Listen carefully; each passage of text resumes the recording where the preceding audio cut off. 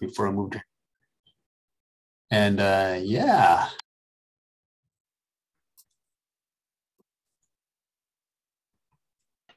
We lost Casey. Yeah, who wants to go next?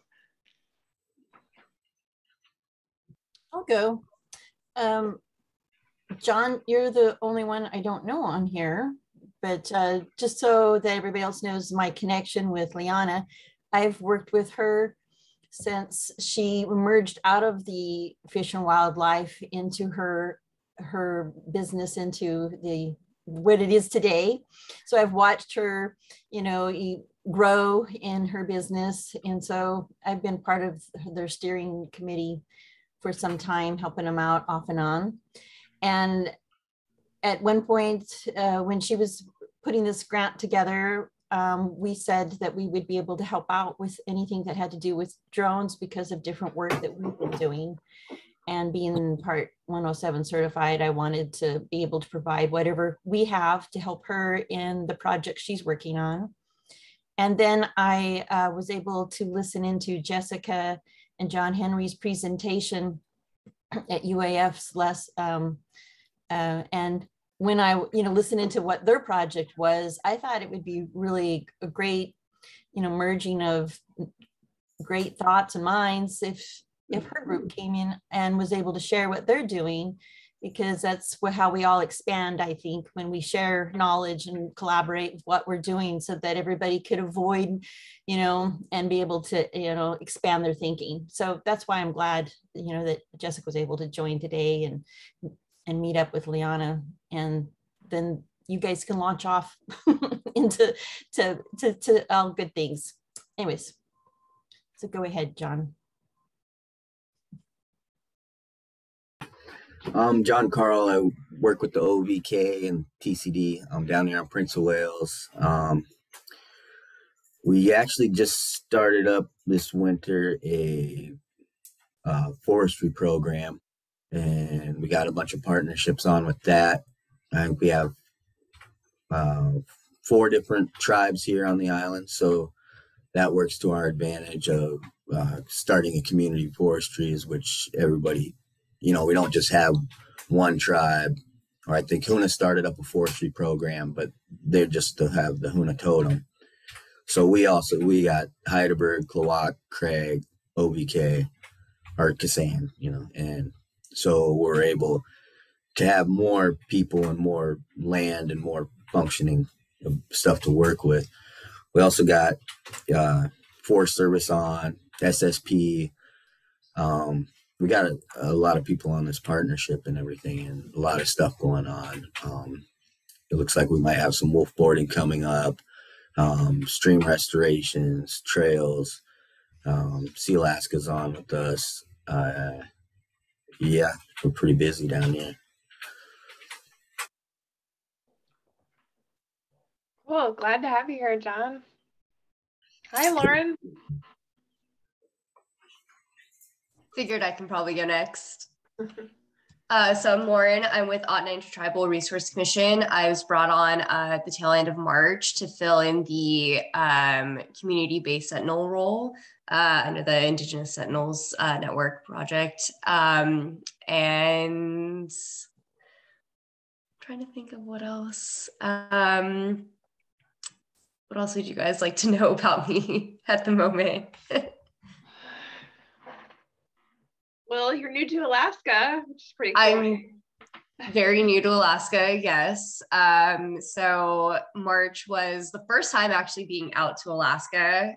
So kind of made a big move from Los Angeles. But I had spent the last couple of years in Texas in grad school at Texas A&M University, where I got my master's in geography, as well as a certificate in GIS.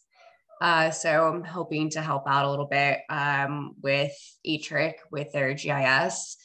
Trying to think, prior to that, just born and raised in LA, and did undergrad at UCLA where I studied anthropology. And now I'm here in Alaska and living in Glen Ellen. Cool. Glad to have you, Lauren. Glad to be maybe here. we could kick it over to Sterling. You're one of your partners in crime at at ATRIC. We're just doing introductions, Sterling. Hi, hi everybody. Sterling Spilinek. I'm the wildlife biologist at ATRIC. I currently doing a brown bear genetic study through the entire Copper River Basin, looking at hopefully a more precise abundance and density estimate to be used for management purposes.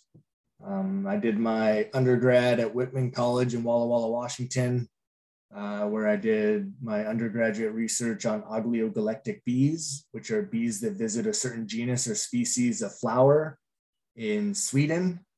And then I did my master's at Texas State University, where I did my graduate research on rumen morphology of white-tailed deer based on known energy diets. So a few other projects we have going on is the Nelchina caribou habitat assessment, which is going on this summer that Lauren will be helping out with as well. And then we are looking at some funding to do a predator prey study on wolves and caribou. Sterling, kind of how long have you been up in Glen Ellen? It's been a few years, right? Yeah, about 2.5 years now. Yeah. Cool. Well, thanks for being here. And I know Jessica, you kind of got a little bit of an introduction to me, but do you mind reintroducing yourself? Sure, yeah, and I'm just gonna turn my camera on for a brief second to say hello, and then I'm gonna turn it off again because I'm buying for internet with my son's online school, and it's all just based on the gossamer wings of all these mosquitoes between me and the satellite. So good morning. And I'm Jessica Guerin. I'm a member of the research faculty at the International Arctic Research Center here at the University of Alaska Fairbanks. I'm also the deputy director of the Alaska Climate Adaptation Science Center, one of the 9 USGS university partnerships that are across the nation to identify and implement regional climate adaptation strategies. Let's see, I have been living and working in Fairbanks doing research for 22 years, not 23. I've been affiliated with the university almost that entire time. Let's see, I'm secretly a biologist, but my work is almost exclusively in remote sensing anymore. So my primary tools are satellite-based data and drone-based data used in local, regional, and statewide decision-making. Before I joined the CASC about a year ago as the deputy, I was the chief scientist for the Unmanned Aircraft Program at the University of Alaska Fairbanks, also known as ACWASI, the Alaska Center for Unmanned Aircraft Systems Integration. I've worked with industry as well as agency and communities to develop various UAS-based infrastructure inspection programs, as well as just overall UAV knowledge base on how they can be used to support decision-making in various contexts. My original research focused on oil spills in and around our Alaskan waters, and also looking at Arctic oil spill response conditions and the movement of oil and ice and the remote sensing of that oil. And my work has broadened to include other emergency response actions and, as I mentioned, infrastructure inspection. I spend most of my time working with the communities across Western Alaska and U.S. Coast Guard stakeholders. Most of my communities are based out of the Kawarik and ABCP regions that I work with at this time. That being said, I'm of the interior, and pretty much everything in the interior is something I could relate to a lot better than everywhere else. Although my heart lies in Nome, I live in Fairbanks, and so does my family. So I'm very interested in getting involved in UAV applications locally for scientific as well as agency-based decision making. And I'm very glad that Debra was able to listen to a presentation I gave about some of my work with my partners out in Unalakleet, specifically my partner, John Henry, who's the deputy director of the native village of Unalakleet. And that presentation was about how we developed a UAV team in the tribe remotely throughout COVID. Wow. And outfitted that team with aircraft and software and knowledge to successfully apply drones to local decision making, and now we're working on contracting for regional and then federal applications for that team. So that's a snapshot. I mean, there's so much more, very deep ecological background. Yeah, so the welts are still healing from years of field work out on the Seward Peninsula and in the Tanana River Valley. So I'll stop there, and I'm very excited to meet all these, very well-trained, smart folks. And I look forward to our discussion on UAV applications in and around Alaska. Thank you. Thanks, Jessica. Yeah, I appreciate everyone coming together fairly quickly and a little bit last minute to have this discussion, especially because it's like things are taking off. There's a lot of field work happening, and also, fish camp and other things like that. But we had this opportunity with Debra and now Jessica as well to sit down and hear about some of the work that they've been doing with drones. So just for context, so we've got a couple of tribal conservation districts here represented by John and Lauren and Sterling that are part of this larger project that's funded by NRCS, that's to support the TCDs in your ability to be stewards for your lands, and particularly around traditional foods, whatever that looks like for you. And I know like Prince of Wales and ATRIC are already doing a lot, and you guys have a history of doing a lot of things already as a TCD. And I think John, you have some experience with drones already and are working towards your pilot license. Is that right? Well, I took the course last year before I got hired on, and so I haven't got to implement that in anything. I was supposed to get a drone. I haven't got one yet. So it's really, I mean, because you got to know all the terms, regulations for pilots. I mean, you got to know the airspace and all.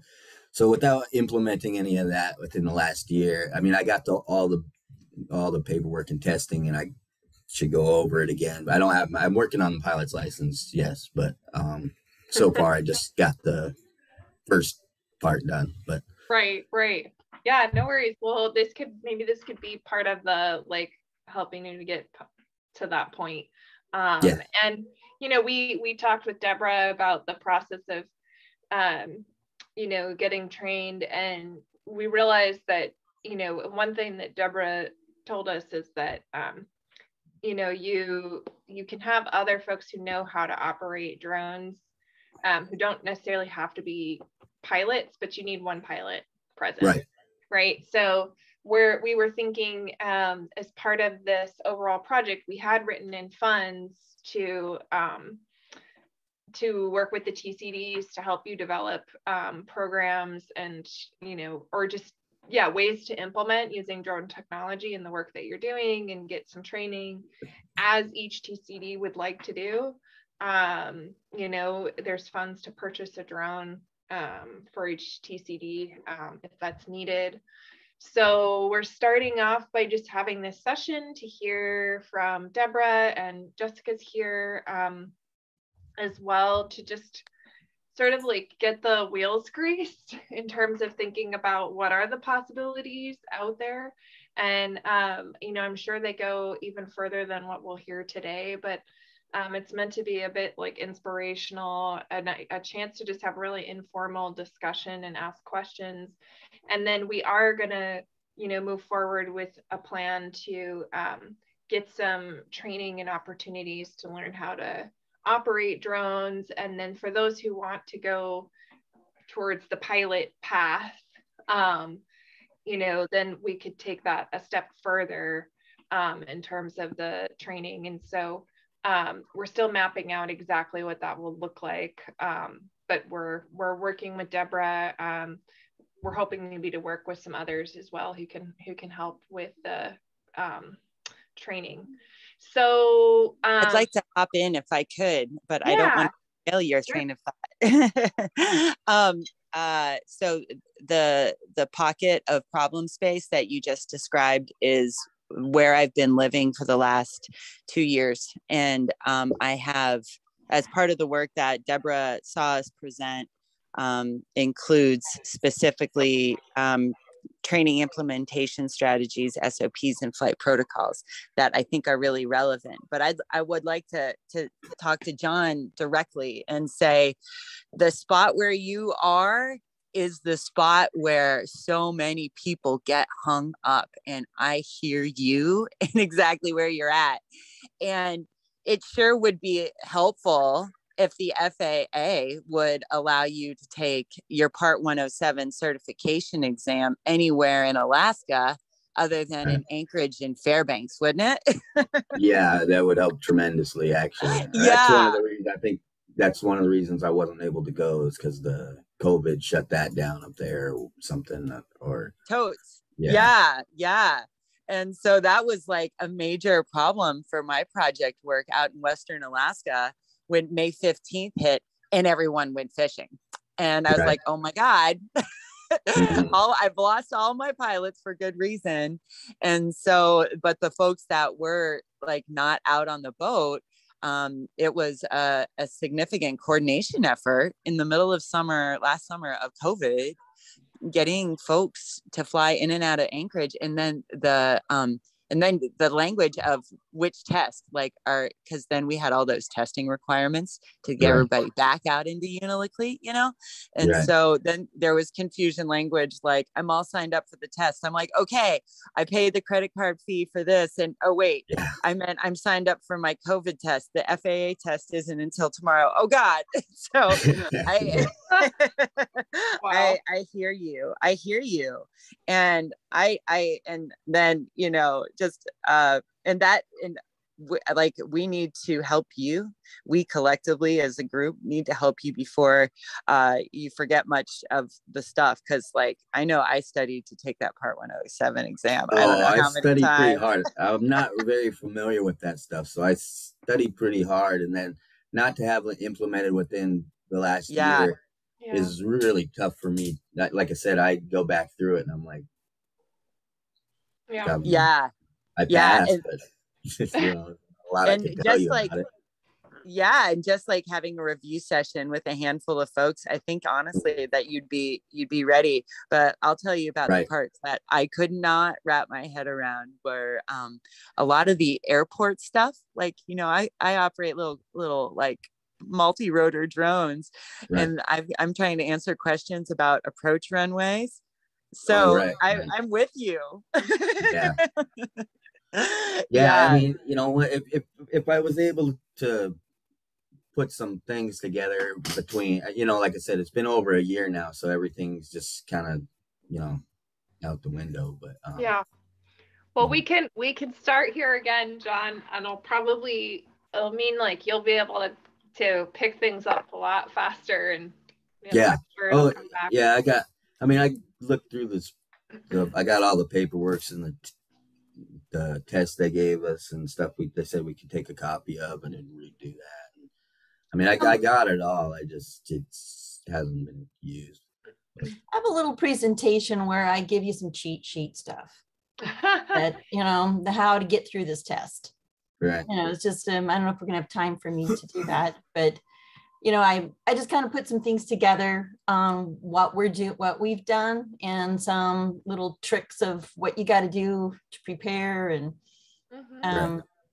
yeah, anyways. Well, we could head over to Debra. You could kick us off and show us what you got, so we can hear about the cool stuff that you guys have been doing and how you've been applying drone technology to your work at Tanana Chiefs. Yeah, and then I think then you guys can then chat about it and get more advice, and Jessica can add to the things that I'm going to say, because it's going to get the conversation going.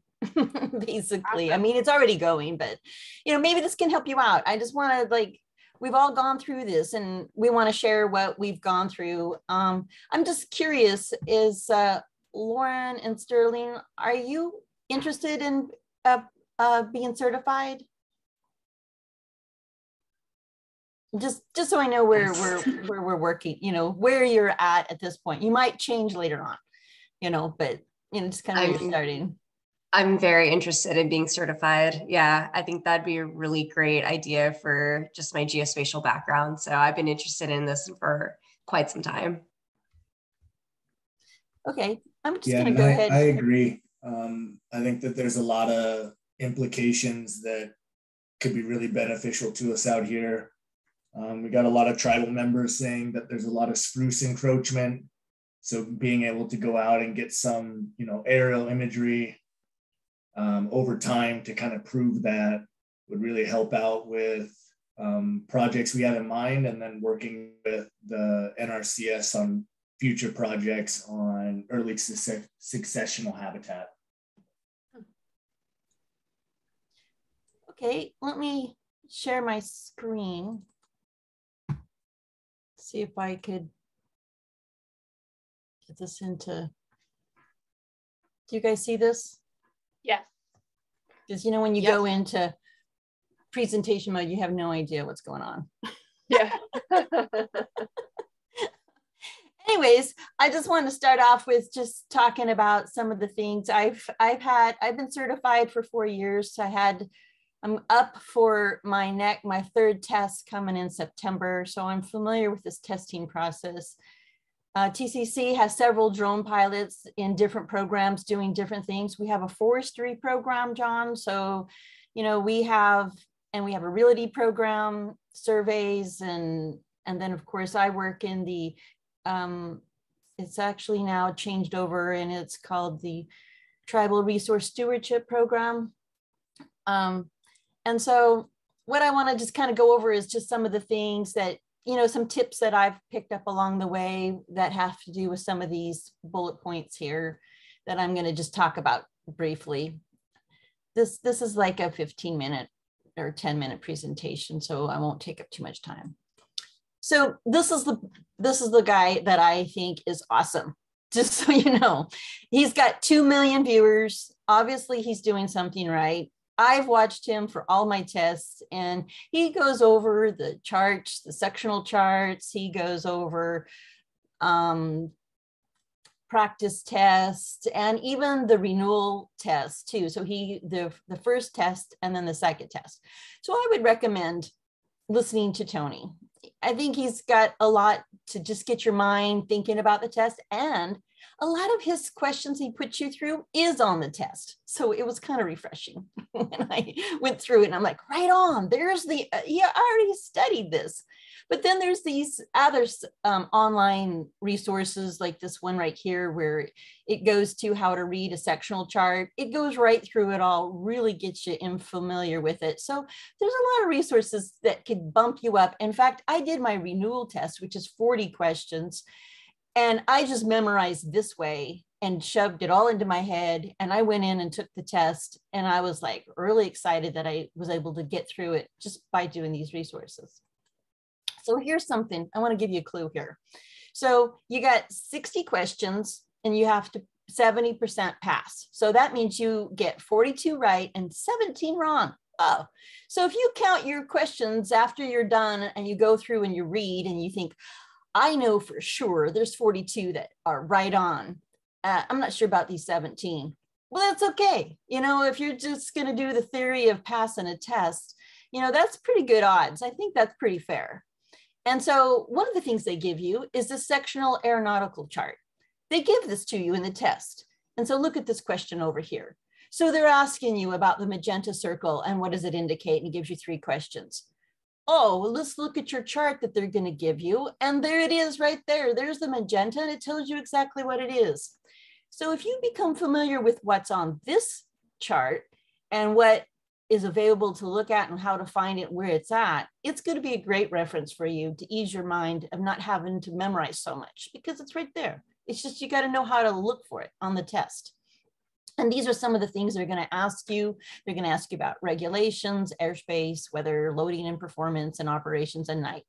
And of course, every 2 years, you got to go back and redo this. But I'm feeling confident that I've been able to get through this this is my method that's working for me.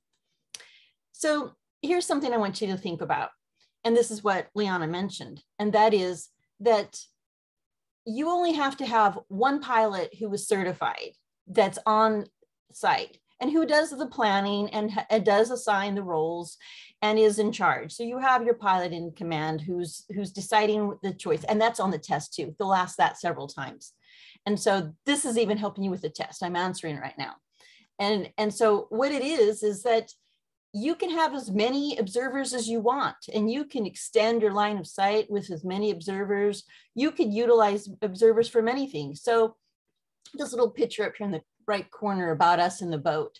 Well, we do surveys for salmon reds, and I'm not talking about the color, I'm talking about the spawning beds are called REDDs. Those are salmon reds. So we look at how many salmon reds there are in the Salta River is one of the projects that we've worked on.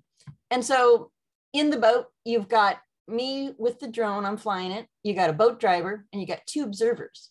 Now you could fly your drone in front of you and you could go down the river, which is continuing your line of sight. And there are some waivers that I'm sure Jessica could explain about later that you can get for that line of sight and the projects that you can do for that. But for us, we were just going down the Salta River and we were flying the drone ahead of the boat, and the follow me mode doesn't really work that well unless you're in an area where there isn't a lot of trees and mountains. The Salta River had several mountains that would interfere with the follow me mode, so you can't follow the boat completely. But I found if you go just in front of the boat and you're flying the drone in front of the boat and going down the river, and you as the drone pilot, you're looking at the screen, you're not looking at the drone. You already know the terrain, you've already become familiar with the altitude of the trees and the mountains around and what you got to deal with so that you're familiar with it. But then you've got 2 observers who are watching where the drone's going. And they're going to help you if there's some unexpected thing that shows up. But you as the pilot have to learn to just go and fly by looking at your screen, not at the drone, which is majority of what you should be focusing on. So you're capturing and videoing and getting images. This is manually. Well, there's other things that you can do when you're doing a mission where it's going to be pre-programmed and you're like in Pix4D and you're going to ask it to do a mission that's separate and different. But this one in particular, being able to document salmon spawning reds, this is just the method that we used. And as you can see in this picture, those white clouds are interfering. It was kind of tough following a white drone up in that sky. And it took several of our observers looking and making sure that we knew where it was and that it was staying out of. But here's some little tricks. So when you're working remotely, which most of all of you are going to be doing because you're working in Alaska, it's really important that you know, like, okay, first I'm going to talk about the MOAs in Alaska, especially in the interior. They're always active. The military activity is always going on because this is their training ground. So it's normally there's rules that under 100 feet, you could pretty much fly there, but then there's rules of if they're active and you need to always call and make sure if they're active, but you can't do a heads up by using this app, this before you fly, really kind of gives you a heads up of what's going on and what are the standards. Then you can call and find out and talk to them directly if they're hot or cold, if they're actively flying. And if they're not actively flying, then that's great, because then you don't have to worry about if you're scheduling your flight is above 100 feet. So you always need to make sure you're aware of that. And of course, I'm just going to give you these little tips. You got to bring an umbrella, because you really can't see your screen in a sunny, hot day, because you're picking noon, which is the best time to fly your drone, and you're not going to be able to see your screen. I've always been trying to decide how I can invent some type of standing canopy that I could always carry with me, so that, you know, but here we got an observer utilizing but always bring an umbrella so you can see your screen. And when you're working remotely, if you're going to do a mission, you got to make sure you have your maps are downloaded, and that the app that you're using actually does have offline maps. I've used an app before that didn't have any offline maps. You know, there's people in this world in the lower 48 who think you're always going to be online. They don't compensate for us who are out and not looking, and who doesn't have Wi-Fi where we're working. So anyways, and then of course, you got to look out for predators. They love salmon too, and they're going to protect their salmon spots. And, you know, it's great when you're trying to find salmon reds, you just look for eagles or any kind of predator up in the trees, because they're hovering right over the reds always, and they're going to protect it. And I've had actually ravens and eagles try to chase my drone away, because they're like, no, that's mine, don't you get near it. But this wasn't my picture. I just saw this and thought, yeah, that's what goes on. So be aware of, you know, predators competing with your airspace. But anyways, okay, so this is just what I want to get to, and that is a project that we did that our fishery program did at Tanana Chiefs, and Brian McKenna headed this up, and he was able to, and this right here is an Ortho Mosaic that he captured, you know, utilizing Pix 4D to do the habitat. So this actual picture was to be able to identify the habitat. And over here on the right, he located 19 different sites on the Salter River where the salmon typically have reds, and he decided to do all 19 sites. And then each of them have different counts, but he wanted to be able to document, well, how many reds are, and then he wanted to do, and he's doing this every year. He's going back to these 19 sites and recording how many reds there are. And there is a significant loss in reds from 2019 when he started to last year when he did this. So, you know, if you're going to do any project on the river, you need to know, if you're going to be filming and wanting to look through the river and see the salmon reds, you're going to need to know if you're going to be able to see. So this site, the National Weather Service station, gives you river conditions, and anything, you know, 7 feet is ideal. 8, you're pushing it, and going above 8, you're not going to really see a lot in the river. So you got, like yesterday, we wouldn't have had a really good day. That's where I took this from, yesterday's site on the Salter River. You know, flooding's at 14, so it's under flooding, but still visibility needs to stay within 7 and 8, preferably 7. And when you're flying your missions, you need to make sure that you got to look for shadows. It doesn't do you any good if you have shadows casting over on some of the sections of the river. This is just talking about river conditions. But you need to look for shadows. Noon's normally best. You need to look for water level. And so these are some things that you could utilize. Okay, so this is what it looks like. He did, this is an Ortho Mosaic of one of the 19 sections. And so he was able to look and identify and count them and enumerate them. Well, this method came out to be very long consuming, time consuming project, which we learned a lot from. And we learned that there's better ways of doing it than doing Ortho Mosaics of all 19 sites. Because if you look down here at the bottom, you know, I timed it out for you. I did the average of what were all those images. And so it ended up being that of these 19 sites, it took 376 images for each Ortho Mosaic, which was about 370 minutes, which ended up being, you know, processing time, 1,200 hours, which was 51 days. That's a lot of post-processing to gather the information you need. And over here, he had 3 site plan that he wanted to go back to all 19 sites 3 times. He was able to get the habitat, then he was able to do it one more time, but due to weather conditions and rains and water levels, he wasn't really able to get to the 3rd site. But this was great learning, and we could see that we could count them. But then we decided, hey, there's other ways of doing this. Maybe you can do a line of sight instead of a whole ortho mosaic. Why don't you just, instead of doing a polygon, which is over here on the right, of how you, and that's what those were created by. And this one, you know, as you can see, is 239 images. We're over here on the left, it's only 32 images. And the altitude is high enough that you get both sides of the river. So we were able to find out that you can do this with much less effort than the first initial approach. And, but then you got to find out, is this mobile app that you're using, can it repeat the mission? So you're having the exact same image every time you're doing it, or do you have to hand put it in and you're going to be slightly off? So you're not going to be 100% accurate. So those are some things you need to do and find out. And so right here, how about if you just take a video? How about if you just fly a video, you can count those, you can see the reds, and that's only 5 seconds of one site that it's taking to look at, and you can see them. So videos, flying the whole river and just doing videos of the river and only filming when you're coming across one of your sites is a lot quicker. So, okay, so that's our salmon project tips I want to teach you about. Okay, so the second one is there's this infrastructure bill, and everybody, all the tribes are looking at, we want to look at our infrastructure.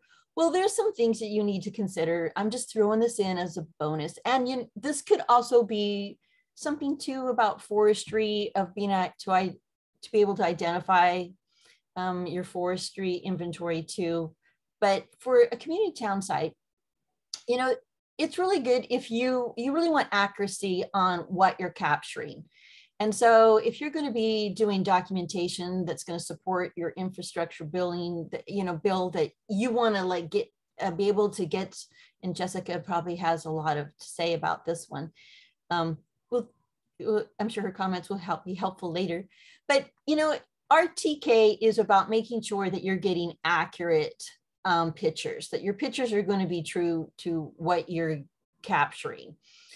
So Pix4D is a great little program that you set up a grid, and down here you can see it's only going to take 31 minutes, and that it's going to have a pretty good GSD, which is the distance of pixel centers measured on the ground. That's just how clear is your image going to be, but that's going at 300 feet.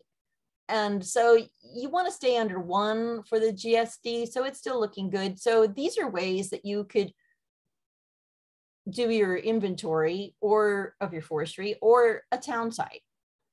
So I'm just going to throw this out there for all of you that this is like coming across my work all the time, and that is site control. If this is off subject, but I think it's really important that you understand this concept. And that is that if you're going to do something where you have an infrastructure bill and you're able to fix a building and level it or change it or do something, you got to have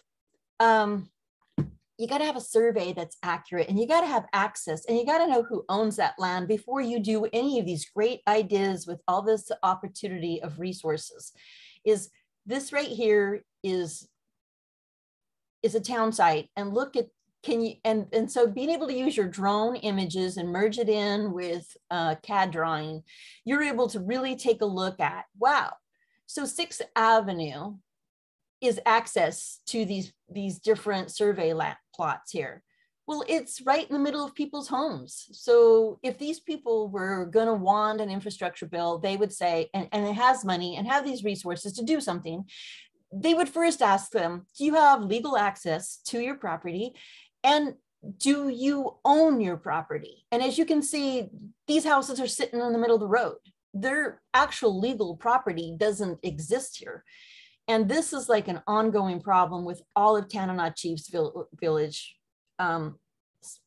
It is actually being able to have the proper surveying and being able to see it. So just heads up, before you start building something, you need to really know who owns the land and how many, because if they wanted to survey this, because if, let's say they were able to do some type of, let's take down this building and rebuild something else, they would say, well, who owns that property? Like the one that's sitting in the middle of 6th Avenue. They would have to pay the surveyor to get rid of that street and provide a proper access and to subdivide the different plots to put that house where it really belongs. So this is a real scenario, and this is Tanana Village that I'm using here. So this is one of your conservation district. Anyways, I just wanted to add that there. And Jessica could maybe, because of her learning about things and understanding, she could maybe expound on this one.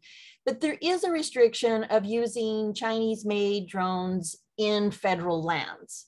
But, because this secretary order was banning, like DJI is all of the fleet that we have at Tanana Chiefs, and it's banned because it's made in China.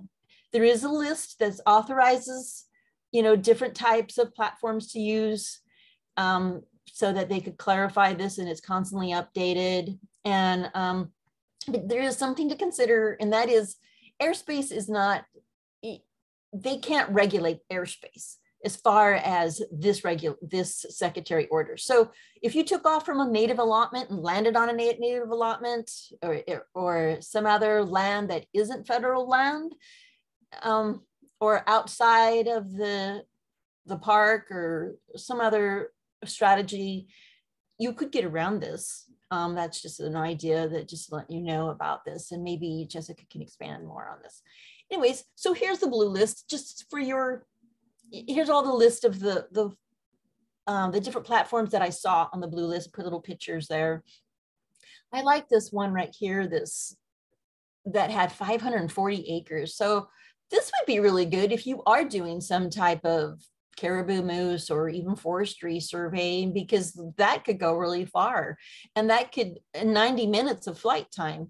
Some of these other drones are too small, and you would probably, if you wanted to really use like the Phantom 4 and do a mission to cover a large area, you would probably have to have your drone come back, and it could be an 8, 10, 12-hour day of the drone going out and coming back and going out and coming back to get new batteries and to be able to go these distances. So there's some strategies of what type of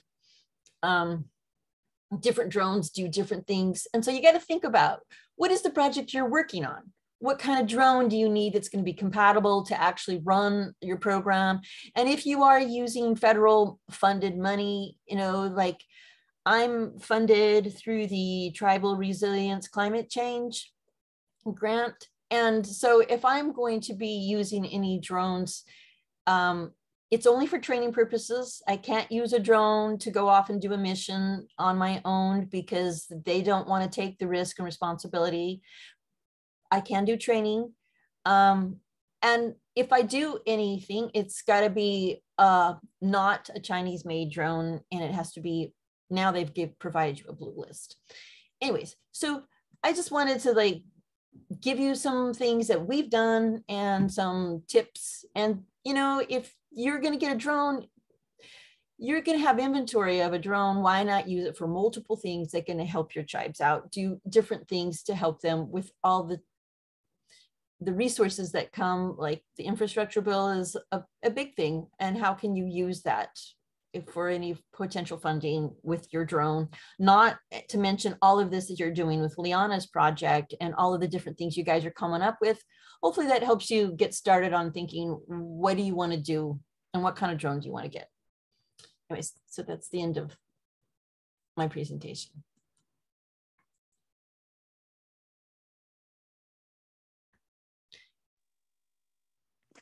So Jessica, anything you want to comment, add to? Sure. All your experience? Yeah. Thank you for that great presentation, Debra. And I wanted to give John some space and others some space if they wanted to ask any questions before I added any additional thoughts. Yeah, what's going on with the Chinese drones? Just because they're made in China? Yeah, I can go into some solid Just detail. politics, pretty much. Is that So something wrong with the Chinese drones, or is it just the politics that we're in now that's stopping it?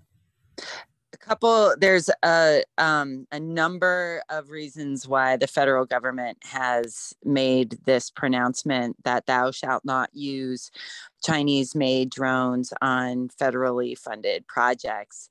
And specifically the DJI, because they're just so ubiquitous. But the reason for that is that the GPS navigation system on the DJI products and other products sends the information back to servers in China on where the drone is physically located. And the federal government is concerned that not only is that automatic connection when you connect to the internet, sending the GPS information about the aircraft to China, federal government's also concerned about it sending the imagery that was collected back to China. And that's of particular concern about national security, assets of national importance like the pipeline, major ports, stuff like that, airports, and yeah, every little strategic reason why the federal government doesn't want high resolution imagery going to China. So there's the politics is a really, really big thing. And then more on, and so I have recognized that, and I work with a lot of federal entities, and my solution is not to work around it, but just to like swallow it, deal with it, and not use DJI. And I can make arguments on both sides of that coin, and everything Debra said is totally accurate. I just don't want to play the game, and I'm not interested in some of the other built-in features that mess up my data collection. So one of the number one reasons why I won't buy a DJI product, even though they're super easy to use and very well developed, is they have automatic geo fencing that prevents you from taking off anywhere within 2 miles of an established airstrip. So that's like every village in Alaska. And so you can get waivers from DJI to turn that geo fencing off for a 24-hour period. Like I want to contact DJI every single day with or on behalf of my partners in rural Alaska so that we can fly in the community. No, I don't. And so that's why I don't even play the game with DJI, because I work with so many entities that aren't going to play that game. But in terms of safety, that 2 mile buffer is wonderful in terms of safety, because it's actually the same buffer that the FAA employs. And so, and actually, I think 2 miles is more conservative than the FAA tends to be at some of the small rural community airstrips. But that's part of an airspace discussion on when you're doing pre-flying, you're pre-planning for your flight, and going on the before you fly app that Debra identified. It's awesome to give us awareness on where we want to fly, where we need to avoid, if we need to put in any waivers. But with DJI products, doesn't matter what waiver you have to contact the mothership to be able to fly near a rural airport. And that's an untenable situation for my partners in Western Alaska. More on the blue UAS list. So Debra identified a couple really important things having to do with fitting the drone you buy to your mission. And right now I'm working exclusively with the Skydio aircraft systems. And so those are listed in her diagram on the acceptable blue UAS. And I went with that because I went with the Skydio because it was a multi-rotor, which allowed me to hover. And where there's a lot of interest for hovering for search and rescue, as well as infrastructure inspection. But if, I was only interested in forestry surveys, I would have gone with the Wingtra vertical takeoff and landing, which was the orange one at the top, because I can take off from anywhere and then it turns, which means including a boat, without having to have a landing strip or anything like that. But it goes into that airplane style flight. And that allows you to cover some serious ground. And if you're doing, large area surveys, you're better off with something that's shaped like an airplane, which is also like the other one that she highlighted, which was the Sensibi E-Fly. And so all three of those drones I just talked about, the Skydio, the Sensibi, I don't know if I'm saying it right, I always screw that one up, and the Wingtra, all three of those aircraft are aircraft that I'm working with, as well as the state of Alaska Department of Transportation.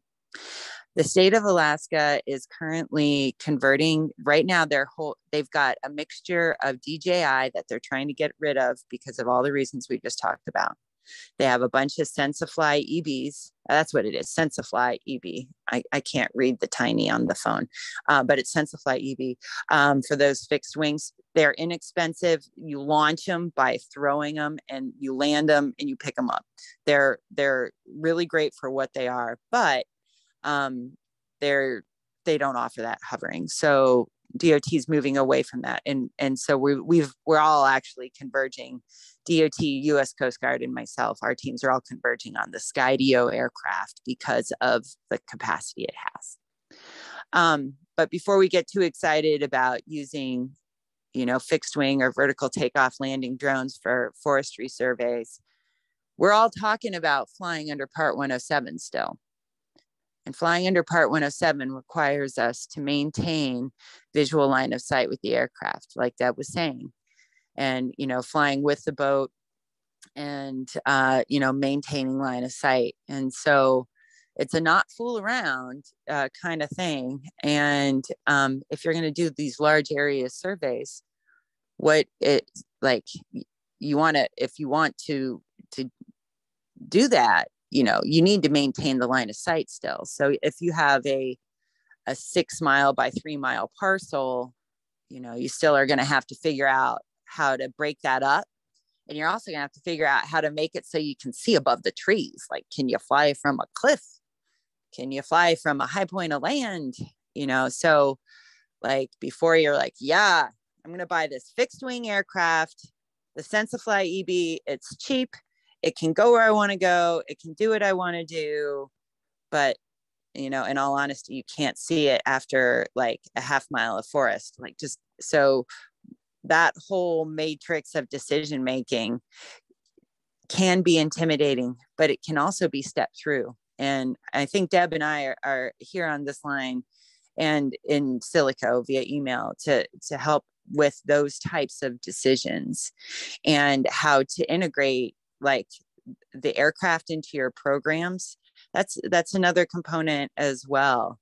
And so I'm not being overly familiar with the program that Leanna is managing and what kind of funds are available to support the identification of the drone, the finishing up of the certification, the developing of, the standard operating procedures to integrate these data into your regional planning. Like, I'm not sure what that all looks like, but I do know that I have a fair bit of experience working in this space, and specifically in rural Alaska. So yeah, and I'm happy to help provide additional guidance, because I know that Deb and I are drowning everybody on this call with knowledge about UAVs, and 6 touches takes at least 6 touches of new information before it sticks, right? So we don't expect anybody to remember more than 30% of what we're saying. So I just want to put myself out there as well as a resource for follow on. However, this discussion ends up continuing. But yeah, and I'm happy to talk about why this over that, this sensor over that sensor, this processing over that processing. And and I'm going to say one more thing and then I'm going to stop, because Deb and I put out a lot of information here, and I'm really excited to hear questions and feedback. In terms of RTK and the level of precision on these drones, and then an accuracy, like we'll let's not play the game of precision versus accuracy today. It's Monday. Anyway, though, like, so everybody like tends to say, I want the best data available. I want the best resolution. I want it in real time. I want the world, and I want jelly smeared on it. And like, the reality is, do you need 0.5 centimeter resolution to answer your question? Like, if you don't need 0.5 centimeter resolution to answer your question, don't kill yourself trying to get it. Like, that is, this is a hard concept for people in the university environment. And so they like, start convulsing when I say stuff like that. But when I say stuff like that to the U.S. Coast Guard, they're like, yes, I don't care. I just need to know a ballpark figure. So it's, depending upon your application is how far down the rabbit hole of accuracy and precision you need to go.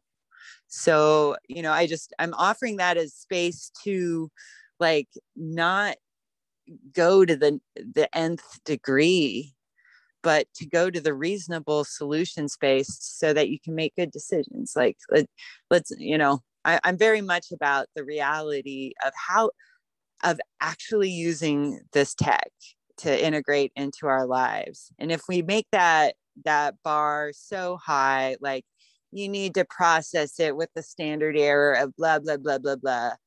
Nobody outside of the university environment is going to actually integrate these tools that are so valuable into our decision-making every day in our Alaska.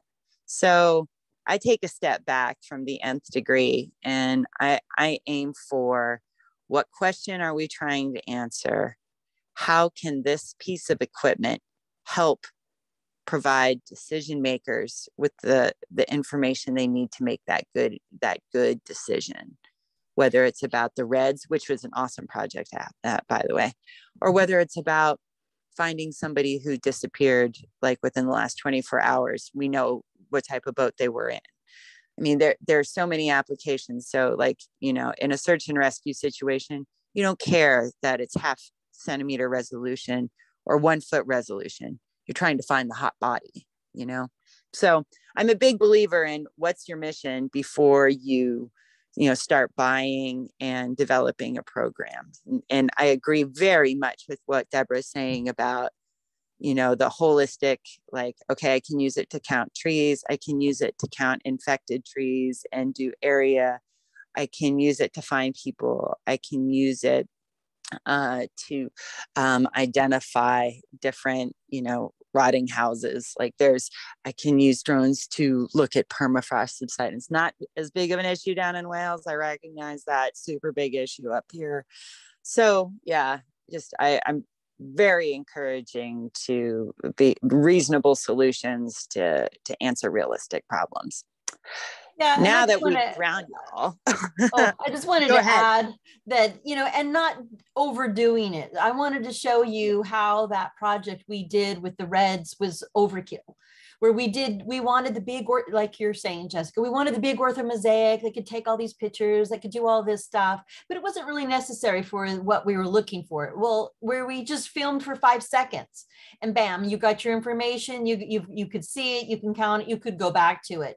5 seconds versus 51 days, like, so don't overkill your project trying to satisfy some quota that you think that the technology is needed. It's not really needed. And I think Jessica brings a great point, is simplify everything, because your time is valuable. Don't overdo it. Don't overkill it so that you're wasting way too much time in post-processing.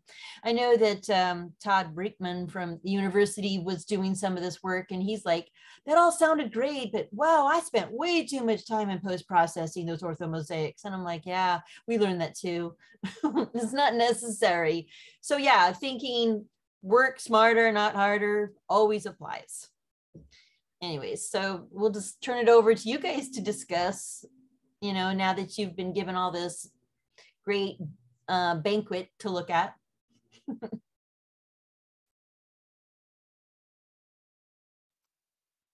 No, I totally get what you're saying. But what I'm looking for is kind of the whole universal drone. I don't need perfect pictures, but like in order to yeah, you know, rivers and stuff, but around here we're also getting a lot of landslides, and we wanted to kind of use that to look at some of the landslides we're getting. Sea otter counts, you know, just multiple, you know, tree counts like you're saying, and so Yeah, you I don't would. want to go overboard, but I think the one you were talking about that you have, the one that hovers, but Yeah, you know, yeah. I think that's the one that I was trying to look at. I can't recommend it enough. I'm going to type the name of it, the company in the chat. It's Skydio. Skydio. And I work with both the S2 and the X2E, also putting that in the chat, which are the civilian versions. The one that is listed in the blue UAS is the X2D, which is the military version. So the X2E is the one for us mere mortals. But regardless, I've been working directly with that company for about a year and a half now, and I'm their like Alaska tester, and so like we're torturing those aircraft on a daily basis at -30 up here in Fairbanks, and you know, like with the caveat that no piece of equipment is perfect, especially in Alaska. I chose the Skydio company for a reason. They're very responsive. I'm really happy with the aircraft. The Coast Guard went with the entire United States Coast Guard is going with Skydio for a reason. The Alaska Department of Transportation is going with Skydio for a reason. And it's the same reasons that you identified. You want to do area, but you also want to be able to do up and down hover. You want to be able to look at landslides. You want to be able to do 3D mapping. And so for me, that's another thing about the Skydio is it's got this built-in 3D mapping capacity. Yes, I'm paying extra to have the license for that, but oh my gosh, I trained pilots in Unilocleat remotely how to do 3D scans of buildings using this aircraft, using the built-in software. And you drop it into Pix4D and Drone Deploy, and you have a 3D model of the thing. Is the thing a bridge? Is the thing a house? Is the thing a historical cultural resource? Whatever it is that you like, or is the thing a pipeline? So there's a lot of reasons why I went with a Skydio. Another one, yeah, is that it doesn't rely on GPS. It has backup GPS for its sense and avoid, but it uses optical. It's got 6 cameras located all over itself like a spider. And so it can see anything, I call it the rule of thumb, larger than your thumb, and it won't hit it, whether it's a stick, whether it's an antenna, or whether it's a power line. If it's bigger than the thumb, this aircraft will like come up on it and then back off. And I wanted that so that we don't crash into, you know, bulk fuel storage facilities, because that's what we're doing these inspections on, you know, and like things happen. So as many like built-in safety measures as we can find. Yes, please. And the other bit is because it uses this optical like situational awareness, you can fly it from a metal boat and have control over it. Whereas if you fly a lot of aircraft that are relying on magnetometers within the aircraft in a GPS based type of location system, like the inner magnets freak out on a metal boat, and your aircraft ends up in the water a lot. Or I into don't the side of the boat. I've had mine take Right. off and get freaked out and ran right into the boat. And I'm like, oh, I'm out in the middle of nowhere. And yeah, I've Right. had that happen. Yes. Oh, and I'll add this. One drone is having no drones, because you're about to hit it in the side of the boat. In general, like and setting up a drone program, think always in multiples, because if you lose a propeller, okay, you can replace a propeller. If you lose an entire your arm, and you're out in the middle of nowhere, like Deb was saying, and this is it. This is your big hit. You need to have that other aircraft there. So always, 2 drones is really 1 drone. 1 drone is none. So, yeah. So how about thermal? Does that drone have Yes. one of the cameras thermal for detecting? Yes. Mm-hmm.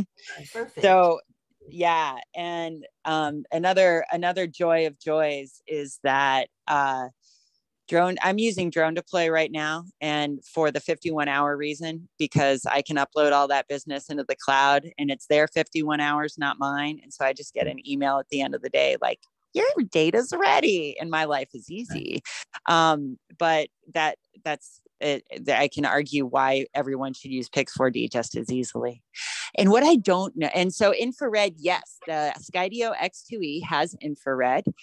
We fly it for detection of thermal leaks, like out of houses and out of pipes and stuff like that, but also for the search and rescue component, like finding the hot body on the tundra. That thermal is what you really like. Drawbacks? Searching for animals, though, Yes. would that point out if you're looking for caribou, moose, bears? Yes. And in terms of otters in specific, so I've flown over a lot of different animals as career life, whatnot. And I've flown over sea otters. And let me tell you, and my theory was, I'm going to use infrared to identify sea otters and count sea otters, because they're, blackish and they can look like a rock. And it boils down to, I didn't know what I was looking at from 400 feet, but I sure could see something. And then we got lower and lower. The only thing that you can see with thermal on an otter, on a sea otter, are its little nose and its little feet. So you see these little patterns of 3 all over the ocean surface, and it's their little hands and their mouths. But the rest of their bodies, because they're so insulated, you don't see them on the infrared. Right. It's super cool. That is cool. Yeah, I was wondering about that. So along those lines, and you were saying maybe grab a couple of drones, would it be? Well, I guess you'd want to have the same drone, whether you're doing whatever you would, because that's what. Yeah, because then the batteries fit for them all, right? Because all the components, the propellers can all be interchangeable. That's why you want to be able to have access to, because you have a lot of batteries. Right. Yeah. I was also looking, they have this underwater drone now that is waterproof, and it showed it flying underwater. I just seen this ad about it the other day, but I was wondering if you guys have heard about that, and if it's more of just like a play toy for people, or if it's an actual, because it seems like that's what you'd want out in the boat, right? Well, it depends on where you're flying it. In the river, we've contemplated this. Of course, we're all drone freaks, that just like, oh, what's this new drone? We're always looking at this stuff. And we looked at that and we thought, well, the velocity of a river flowing and the speed, it would just get lost in the river, so it depends on what part of, if you're out in the ocean, are you in a river? It wouldn't be so much as the underwater aspect of it. It would be more just along the lines, like if you're in the boat or something and you lost battery power, or if it smacked into the side of the boat and it wouldn't fall in the water, I mean, that kind of aspect, just a bit. Oh yeah, waterproof. Yeah. It can handle if it goes in the water, kind of like Right. GoPro. I love GoPro because I use that when, and there's always other tools you got to have too, not just drones. So GoPros are just really awesome for underwater photography whenever you're wanting to see what's going on under the water. So thinking about that too, multiple different types of equipment that you want to utilize when you're filming.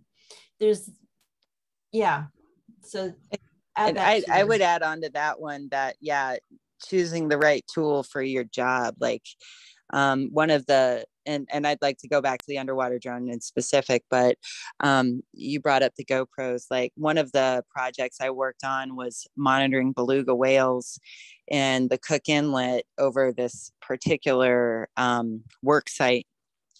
And they wanted us to use drones, and we did, but I'm like, this is the stupidest thing that I've ever done with a Part 107 certified pilot, because all we were doing was hovering over this outlet to the river where it emptied into Cook Inlet.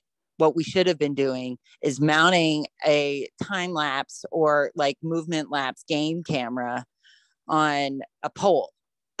So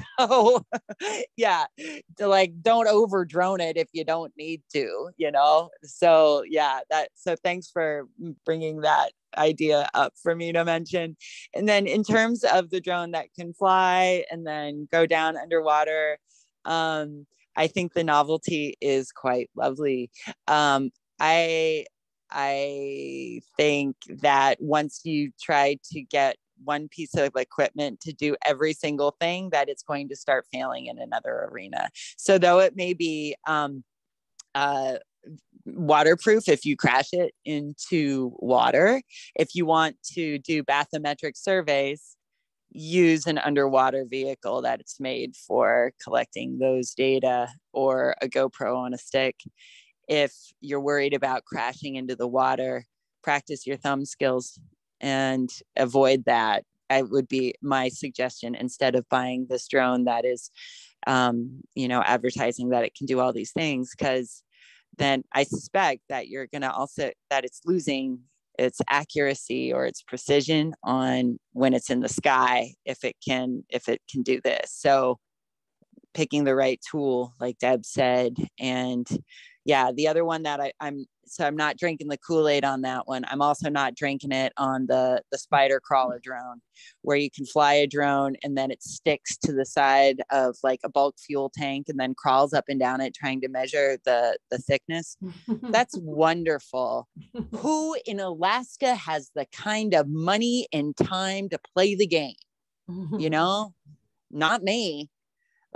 So I'm really excited for folks down at Embry-Riddle to develop that into an operational thing that we can use on all of our pipes in Alaska. But I'm not, where I operate is in this is fully developed, fully commercialized and ready to go. And all I need to do is apply it to real questions in real life with my partners. So I find that the drone that can crawl over metal pipes, as well as the drone that can fly and measure things and then go below water and measure things, I find them to either be prototypical or pie in the sky, and I'm not ready to put my name behind either one of them. So I'm very much into what the rest of us can buy and actually use. I kind of got the same feeling towards that. Yeah. I just was wondering if you heard about it or not, and what your thoughts were, because I really don't want to be the one to lose a drone out in the ocean or something, Well, it's interesting, you do need to know what's around where you're filming too, because we were out in Sulcha and there's this bombing area, testing ground right by Sulcha. We didn't know about until after our drone lost its, because I was flying a mission on a Pix 4D and it was hitting all the points, and all of a sudden there was this big boom that went off, and my drone, everything went black. Even the home, return to home didn't work, everything. And my drone turned around and took off into the forest and would not stop and would not come back. And I had my whole entire thing was blank. And I'm like, what's happening? And so there's a Phantom 4 somewhere out in the Sulcha forest waiting to be discovered when development catches up. Oh my gosh. gosh. Like, what is this? And there's a card in here. We could read this. What were they doing? But yeah. So you got to know about any interference into your signals and where are you. So at site 4, we don't film there anymore.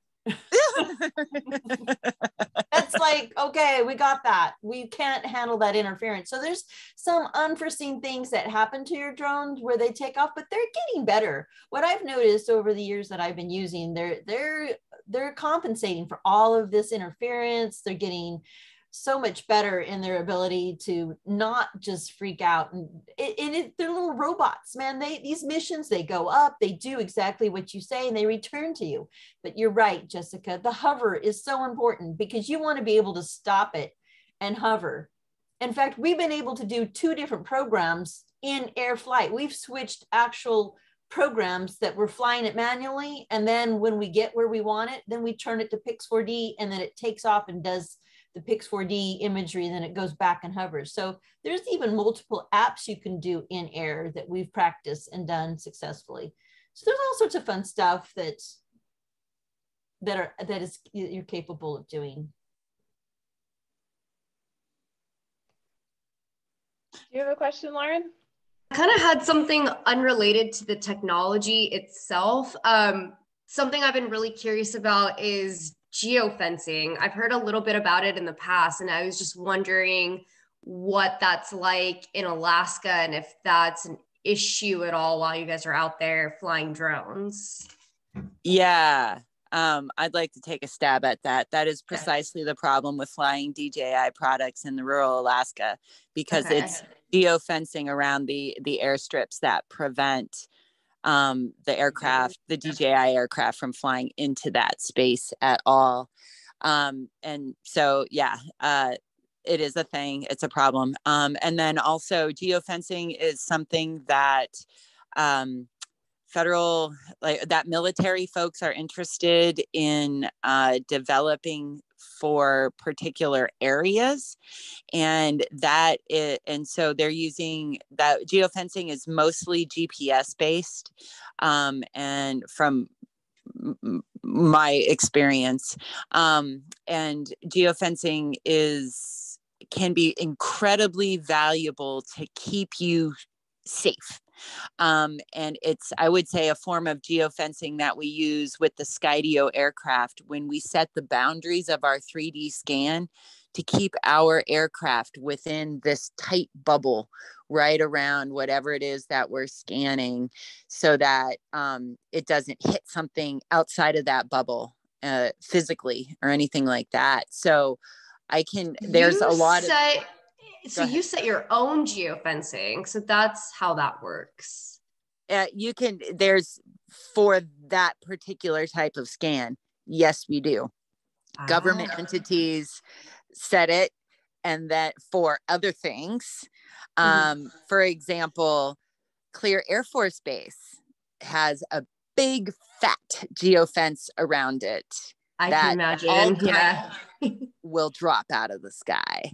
And so, so you can, and as an entity, you can apply it.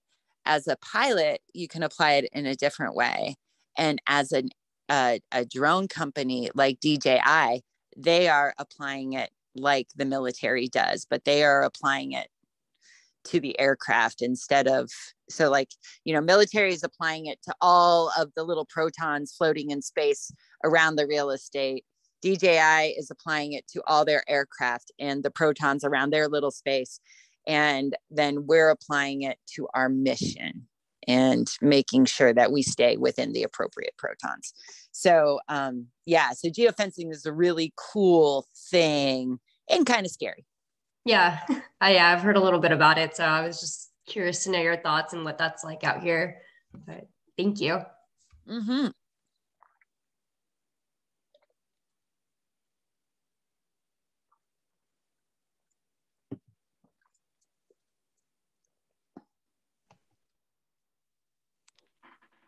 Are there any other questions?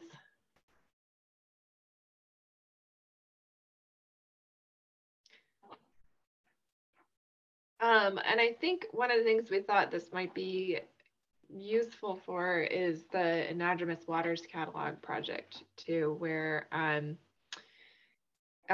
we would be, you know, or the TCDs have the opportunity to, you know, look at where there's empty data or outdated information in the Anadromous Waters catalog, and, you know, go out and actually look to see if there, you know, is habitat that's not yet mapped. So John, did you want to add something to that? Yeah, well, we just found one without the drone because we're doing the whole Cloac Lake, and so we just found a new stream that wasn't mapped, and that was last year. But I mean, we have so much ground to cover and stuff. I mean, it would be perfect to do the Natchez Waters mapping and stuff like that. I mean, that's one of the big things we're looking for too, is just to find the new streams, and then once you see them, then you could go directly to those streams.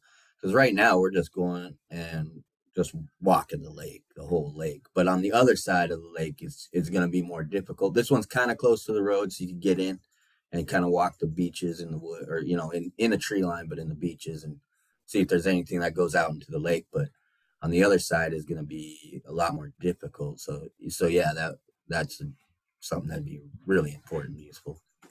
Yeah, that would be really, I've done that before, where in Nenana, I went across the Nenana River and went over on the other side of the river and was looking for any salmon in the river. And as long as you're above the tree line, you can see salmon and you're looking down. So drones are great for scouting out for areas you don't even want to get into physically, because Alaska's wilderness is difficult to penetrate sometimes. But those drones can just fly right over the trees and go look over on the other side and tell you exactly what's over there. They've got a really great, you know, as long as you're above the tree line and you can see it above the tree line, you can go a long ways until it disappears. Well, even if you can't see fish too, if you just notice that there's a stream and it's not on the map, you're able to see that stream and go check for fish yourself or something like that also, just to make sure, you know, just to take all that, the guessing part out of it. Like, okay, there's a stream here, we might want to go check that out. There's a stream over here, we might want to go check that out, stuff like that and stuff. But yeah, that's something we've been looking I'm familiar with, I had an opportunity of spotting salmon in one of the rivers in one of the creeks in the Nenana drainage. And that's what we were doing, is we were looking for any salmon in that drainage, and being able to just, once you capture the picture and you have, you know, that you can identify that salmon are there spawning or rearing or whatever stage they're at, that's enough for the Anadromous catalog for you to document it and put it in there. So if you're doing other work and you spot, you know, always keeping that on your radar. If you're out in the forest and doing one project and thinking, oh wait, we happen to come across salmon in this and it's not on the catalog. Wow, what a great 2-for-1. I'm going to need to jump off here because I have another call that I need to get on to. But yeah, I also want to tout the value of drones for what you guys are talking about. I would call that situational awareness, that spotting, that, you know, just getting a quick hand or eyes on before you deploy your equipment. That little sprite that was on the blue UAS list, you know, what's going on out there? How big is my oil spill that I'm about to walk a mile through the trees with all this gear? Oh, wait, it's not actually there. It's over here and I can drive to it. Situational awareness with drones is just one of the other added benefits. There's a lot of drawbacks, but I'm a big proponent of the value of this technology in supporting us in Alaska. But I just want to keep the invitation open to continue this discussion, and I'd love to stay deeply involved in it. My email was on some screen, I'm not sure, but I would be really appreciative if it could be circulated amongst this group. And I want to thank you for having me on this call today. I appreciate the opportunity to talk with all of you and to offer some of the insight that my partners and I have developed over a number of years of success and fail. And there have been, so many of both of them to get to this point today. So please reach out. I really want to stay involved. I have like so many ideas to offer here, but I must dash. And I also recognize that, Deb and I have just really provided you 3 months of information in an hour and a half. So, but Well, I'm going to, yes, thank you. And I hope you all have a great rest of your week. I'll talk with you soon, I hope. Thank you. Thank you. Bye. Thank you, Jessica. It was all really useful. Bye-bye. Thank you. Thanks. Yeah, I think today was a really great conversation. And I also think it would be helpful to reconnect with Jessica. Debra, we could talk about the ways to help structure providing whatever is needed for you guys to get up and going. And we talked about doing an in-person session that would be focused, mostly on how to just physically operate a drone and get experience with flying them. There's a lot of information that's could be done, while when you're sitting at home or in your office. I'm brand new to all of this. So, I think Casey as well, we're both new to the drone world. So we'll be hatching plans more so with Debra, and sounds like Jessica is really happy to be involved. I think the timing we were talking about was in mid-August. I think it was at the week of August 15th we were looking at, Debra. Can't find my notes. Yeah, it was somewhere after the mid-week, the mid-month. Yeah, so we're thinking we'd do something in Fairbanks for a few days. Would that kind of timing work for you all to spend a few days in Fairbanks together? Thus far, I would say yes. Sterling, what about you? Can you say those dates again? Let me pull up my calendar. Sometime during the week of the August 15th, we could hatch out which exact days, maybe depending on people's schedules, but Yeah, I think our field work is supposed to end on the 17th. oh, okay. So if we could do it immediately after that, that would be ideal. I don't think we're gonna have to have another session, but with the amount of snow and runoff we've had this year, it's been a tough field season so far. I mean, we could go a little bit later in August, as long as we're not running into people's hunting season. Well, hunting season. Hunting season starts the 1st, so. Well, true. Although really, it doesn't get. It's usually people tend to want to go later in the season, right? What I hear. Yeah, it just depends because sheep hunting is really big early season. Oh, okay. And then it just depends when the caribou come through, and then moves. Yeah, is normally later September. Do you have John, with your schedule? And I assume, would you want to come out to practice flying? Yeah, of course. I have to. I'm pretty busy, but I believe that's we got a couple trip or week-long trip. We're gonna go up to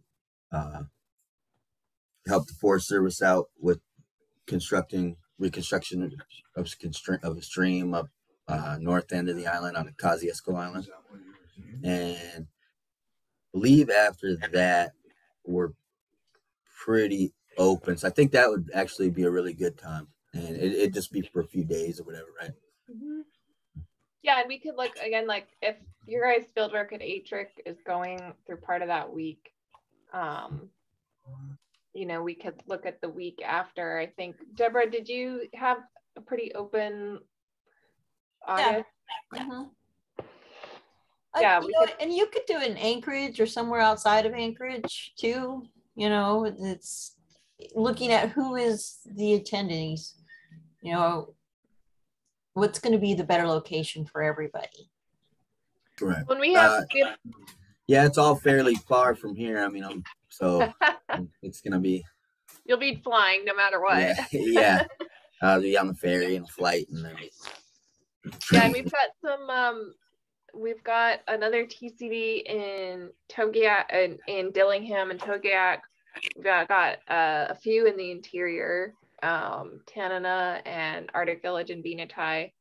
And we might include some others, some other TCDs. But yeah, so everyone's spread out to begin with.